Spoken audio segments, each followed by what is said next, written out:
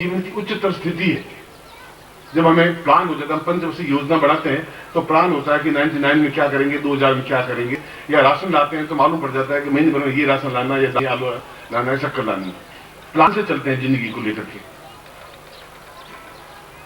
जब प्लान ही नहीं है हमारी लाइफ में, हमें ज्ञात है ही नहीं, एक अंधेरे कोठरी की ओर भागते जा रहे हैं, तो हम कहां गिर जाएंगे कुछ पता नहीं होता। कब मृत्यु वर्ण कर लेगी कुछ ज्ञान नहीं होता। कब हमारे घर में एक संताप पैदा हो जाएगा, कब हमारे पुत्र अहित हो जाएगा, कब मेरे पिता का देहावसान हो जाएगा, कब घर में लड़ाई झगड़े हो जाएंगे, कुछ ज्ञात है नहीं। मैं बीमार हो जाऊंगा, कब एक्सीडेंट हो जाएगा।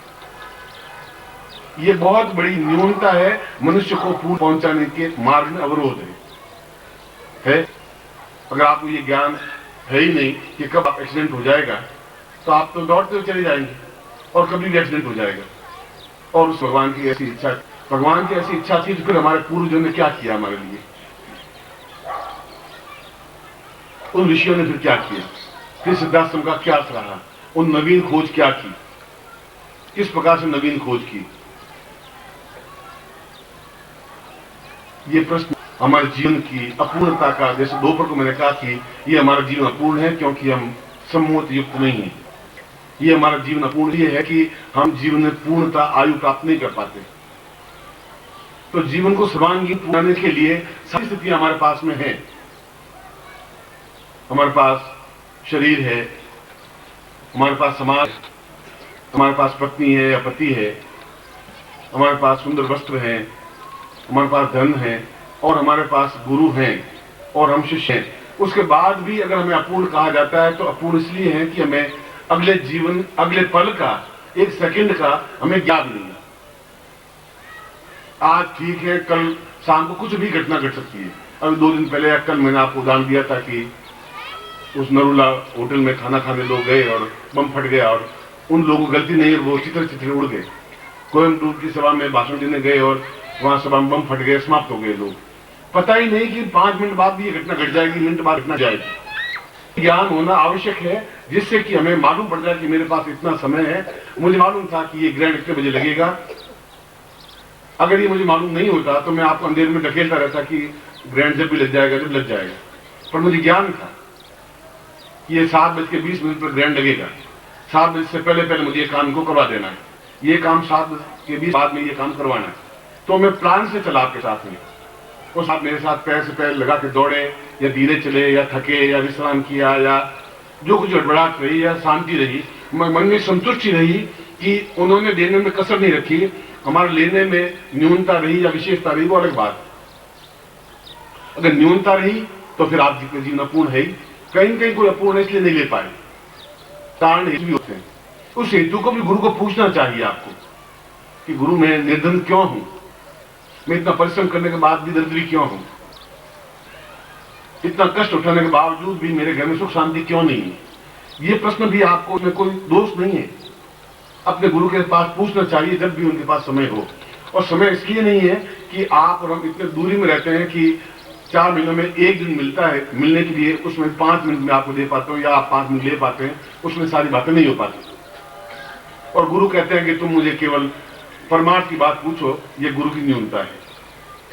वो जब जीवन में रहते हैं तो जीवन के बारे में आपको पूछने का अधिकार कि मेरा गोत्र क्या है, मेरा नाम क्या है, मैं क्या था, ये कष्ट मुझे क्यों भोगना पड़ रहा है, और भविष्य में मेरे जीवन का सोपान क्या है, और आप जो कह रहे हैं वैसा मैं पहुंच पाऊंगा कि नहीं पहुंच पाऊंगा, और जीवन में इतनी न्यूनता, गरीबी, दरिद्रता, भिखारीपन क्यों है। ये प्रश्न पूछने का आपको अधिकार है गुरु। और गुरु अगर तत्वदर्शी है, ज्ञानी है, ज्ञान है, भवितव्य को देखने वाला है, तो वो आपको समझाएगा, उसको समझाना चाहिए। मैं उस समय समझा सकते थे जब एक ही गुरुकुल में गुरु और शिष्य रहते थे, उनके साथ 40-50 शिष्य या 100 शिष्य रहते थे, उनको एक एक इतिहास मालूम होता था, और जब भी समय मिलता उसको समझाते रहते तुम्हारे जीवन में ये तो कमियां थी, इस जगह से तुम आए, इतने जीवन से तुम मुझसे जुड़े हुए हो, और ये तुम्हारे साथ घटना घटेगी। और उनको वो काल ज्ञान उनको देते, इसलिए देते जैसे अभी मैंने आपको बताया कि मैं आपको भाग्य लिखन आप खुद ही बनाए। मैंने आपको दोपहर को समझाया कि आप मेरे ऊपर आश्रित नहीं रहे, इसलिए आश्रित नहीं रहे आपका मेरा मिलना 2-3 महीनों में केवल 5-10 मिनट के लिए हो पाता है। ये मजबूरी है तुम्हारी मेरी दोनों की, और आप आए मैं व्यस्त रहूं, नहीं मिल सकूं, आप नहीं आ सकते, बार बार संभव नहीं हो पाता। मैं आप पे दोष दूं बेकार है, 100 जगह से टूट करके फिर आना पड़ता है। एक आपकी लिमिटेशंस है, और जो आपकी लिमिटेशंस है उससे ज्यादा लिमिटेशंस मेरी भी थी। मैं भी एक गरीब ब्राह्मण के यहीं पैदा हुआ था। जब मैंने आंखें खोली तब मेरे हाथ में भीख का कटोरा ही था। पिता ने जब मैं 5 साल का हुआ तो उन्होंने कहा कि ये भिक्षा पात्र है, गांव में घूमना है और भिक्षा प्राप्त करनी है, ब्राह्मण का धर्म है भिक्षा प्राप्त करना। और भिक्षा मैंने मांगी। वो कह रहा कि ब्राह्मण को भिक्षा से कोई एकदम शर्मानी भी नहीं चाहिए। मगर 2-4 दिन बाद मैंने सोचा कि ये मेरा धर्म है ही नहीं, मैं ऐसा नहीं कर पाऊंगा। मैं पिताजी के साथ कह दिया कि मैं भीख नहीं मांग पाऊंगा, भूखा तो मर सकूंगा, मेरे जीवन का हेतु सोपान ये है नहीं। मेरे पूर्वजों ने मांगी तो मांगी, ब्राह्मण का धर्म है भीख मांगना, भिक्षा मांगना तो धर्म है, पर मेरा धर्म ये नहीं है। इस ढंग से मैं जीवन जी नहीं पाऊंगा। वह मेरा एक विद्रोही स्वभाव था, वो जो स्वभाव आज तक है वो एक अलग बात है। मगर उस जगह से शुरू किया, और जब पहली बार उसमें साइकिल 15 रुपए में मिलती थी,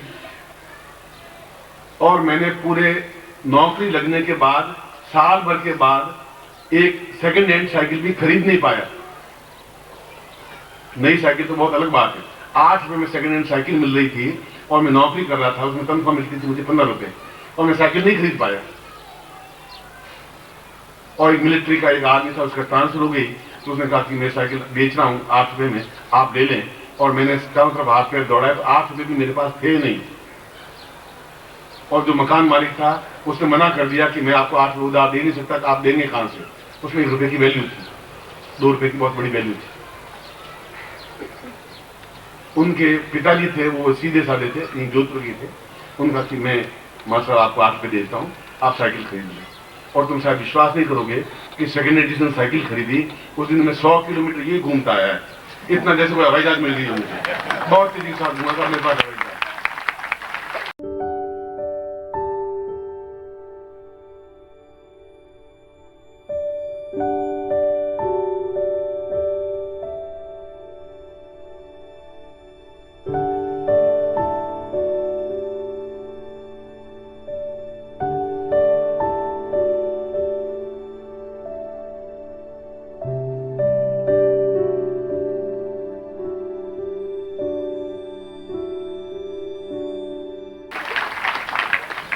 सौ मील का चक्कर लगाया साइकिल पे बैठ करके कि आज मेरे पास साइकिल है। अब अगर सैलो गाड़ी भी हो, टाटा गाड़ी हो, तो कोई इच्छा ही नहीं होती उसमें बैठने। ठीक है तो है, नहीं है तो है। हवाई जहाज में यात्रा कर चुके तो ठीक, बैठ गए नहीं बैठ गए। मगर जीवन वहां से शुरू हुआ।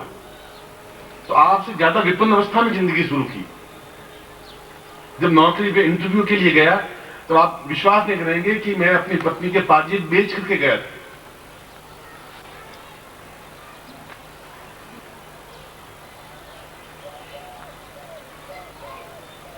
और पत्नी को, स्त्री को बहुत मोह होता है अपने गहनों से। वो सबको दे सकती है, वो गहने नहीं दे पाती।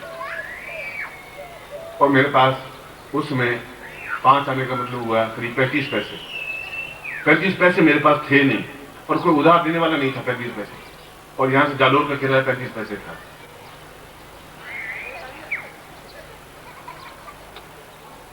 तो रात्रि को मैंने पत्नी को कहा मुझे 35 पैसे चाहिए, कम से कम मैं पहुंच जाऊं, ड्यूटी पर पहुंच जाऊं, उसके बाद तनख्वाह मिल जाएगी।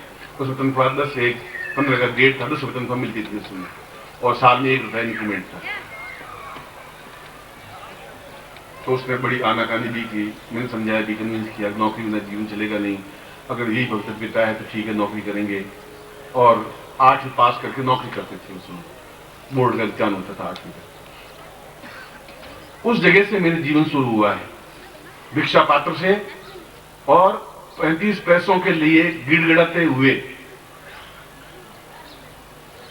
और उसके बाद जो कुछ संपन्नता प्राप्त की, वह संपन्नता मंत्रों के माध्यम से प्राप्त की, क्योंकि मुझे पवित्र पिता का ज्ञान हो गया था कि आने वाला टाइम मेरा ऐसा है। उस जब मैं सन्यासी लिया तब मैंने इस ज्ञान को पहले प्राप्त किया कि मैं क्या था, कहां से मेरी धागा शुरू हुआ, कहां से मेरा जीवन प्रारंभ हुआ, कितने जन्म मैंने लिए, और आगे मुझे कितने जन्म लेने हैं, क्या इस जीवन में सिद्धाश्रम प्राप्ति होगी, क्या मैं जीवन में पैसों के लिए संपन्न हो पाऊंगा, क्या ऐसी ही गरीबी मेरे साथ जुड़ी रहेगी जो मेरे साथ पीढ़ियों से जुड़ी हुई है। ये सारे प्रश्न मुझे उथल पुथल करके मैं अपने जीवन का इतिहास आपके सामने रख रहा हूं। इसलिए आपकी जो मजबूरियां हैं उससे ज्यादा मजबूरियां मेरे पास थी। उससे ज्यादा कठिनाइयां चुनौतियां मेरे पास थी, उससे ज्यादा दुख झेला मैंने, उससे ज्यादा भूख सहन की है। 4-4 दिन खाना नहीं खा पाए, इसलिए खा नहीं पाए, पास में पैसा ही नहीं था, और उधार भी मांगता नहीं था, और पत्नी को मांगने देता नहीं था, पड़ोसी से आटा उधार ले ले। 4-4 दिन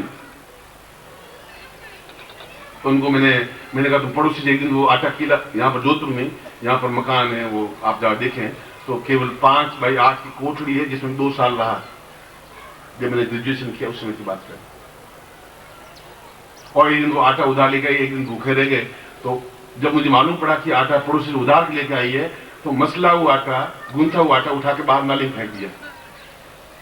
मैंने कहा कि उधार ला करके मैं रोटी नहीं खाऊंगा, न खाने दूंगा तुम्हें, अगर भूखे मर जाएंगे तो मर जाएंगे, भगवान ने ऐसे लिखा तो ये कर दूंगा, मगर इस प्रकार से उधार तुम आज कल दाल मांगोगी उधार, परसों मिर्च मांगोगी, नमक मांगोगी, मैं ऐसे जीवन नहीं चाहता हूँ, जीवन में ऐसा होने ही नहीं दूंगा। उस रात को भूखे सोए, 27 तारीख को भूखे सोए, 28 तारीख को भूखे सोए, 29, 30 और 1 तारीख को तनख्वाह मिली। वह दिन भी मुझे याद है, क्योंकि 1 जनवरी नया साल था। ऐसी नहीं कि आप इतना भी मजबूर हैं, उतना मेरे जितना आपने कठिनाई और चुनौती नहीं झेली होगी। उस जगह से मैं शुरू हुआ, कोई चांदी का चम्मच मेरे मुंह में नहीं था। आपकी जैसी आर्थिक अभाव, समस्याएं, कठिनाइयां देखी, और जब आज मैं कह रहा हूं कि आपको दीक्षा लेनी चाहिए, तो ये भी मैं कह रहा हूं कि आपकी मजबूरियां हैं, मगर उस मजबूरी से तो बहुत कम मजबूरी है आपके जीवन की, मजबूरी है ही नहीं, आपकी मजबूरी को पाल रखा है अपने जीवन में। इसलिए हमें मालूम होना चाहिए कि भविष्यता मेरी क्या है, भविष्य क्या है, काल क्या है, समय क्या है, क्या समय है कि मैं इस गरीबी से पिंड छुड़ा सकूं। क्यों मेरे घर में पुत्र नहीं है, क्यों मेरे घर में निर्धनता है, क्यों मैं ऊंचा नाम नहीं कमा पा रहा हूं, क्यों भारत में मेरा नाम नहीं है, क्यों मैं प्रसिद्धि प्राप्त नहीं कर पा रहा हूं, क्यों मेरा बीमारी मुझे मेरा पिंड नहीं छोड़ रही है। सैकड़ों प्रश्न आपके मन में घूम रहे हैं, आपके पास उत्तर नहीं है। और क्या इनका समाधान होगा, ये भविष्य आप भविष्य देख ही नहीं पा रहे, और नहीं देख पाएंगे तो जीवन आपका पूर्णता नहीं प्राप्त कर पाएगा। जब मैंने साधना से ये प्राप्त किया कि भविष्य में मैं अपने इस दरिद्र को यूं मिटा सकता हूं, तो मैंने उसी तरीके को अपनाया। गुरु बनने के नहीं, ये कि उस लक्ष्मी को कैसे सिद्ध किया जा सकता है। अमीरी तो मिट सकती है 2 दिन में, आज आपके पास लाख रुपए, कल गवर्नमेंट कोई भी आकर के लाख रुपए आपको उठा के ले जा सकती है। वित्तीय राज्य भय, अगर धन है तो राज्य का भय रहता ही है। इसलिए यह काल का ज्ञान होना पूर्णता के लिए, यदि सम्मोहन बहुत अधिक आवश्यक है, यदि आपकी पर्सनैलिटी नहीं है तो आपका जीवन नहीं है, बोलने की क्षमता नहीं है, विद्वानों में आप शोभित नहीं हो सकते, समाज में आपका कोई नाम नहीं हो सकता। आपसे समाज के दूसरे संबंधित व्यक्ति होंगे, वो अध्यक्ष होंगे, उपाध्यक्ष होंगे, वो मंत्री, महामंत्री होंगे, आप अपने आप में सामान्य लेवल से रह पाएंगे, और वह लेवल जीवन का कोई आनंद युक्त जीवन नहीं है। यदि ये आनंद है तो आपके आनंद की परिभाषा गलत है। हम बिल्कुल एक छोटे से छोटे कण के रूप में जन्म लेकर के बहुत महान से महान स्तर पर पहुंचना चाहते हैं। ये जीवन हमारा होना चाहिए, ये मेरे शिष्यों का जीवन होना चाहिए, ऐसे मेरे जीवन।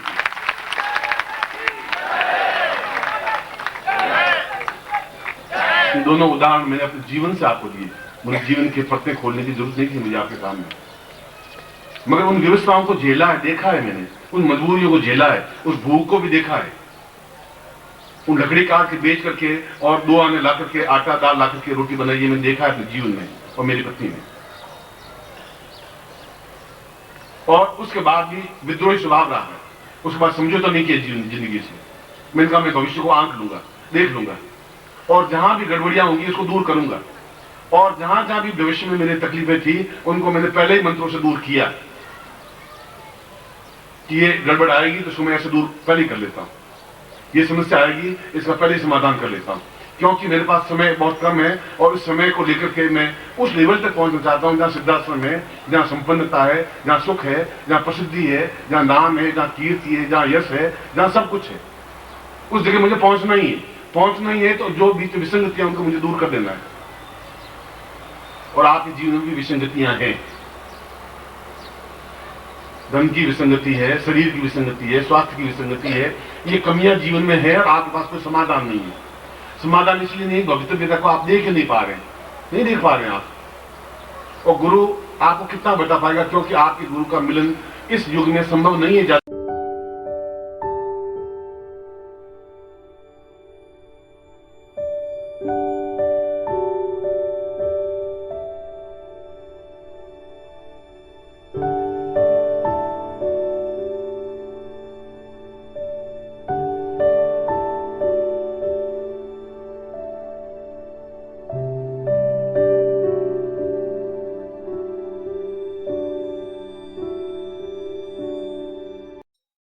ओम परम तत्वाय नारायणाय गुरुभ्यो नमः। ओम ह्रीं मम प्राण देह रोम प्रतिरोम चैतन्य जाग्रय ह्रीं ओम नमः। ओम भूर्भुवः स्वः तत्सवितुर्वरेण्यं भर्गो देवस्य धीमहि धियो यो नः प्रचोदयात्। परं तत्त्वाय नारायणाय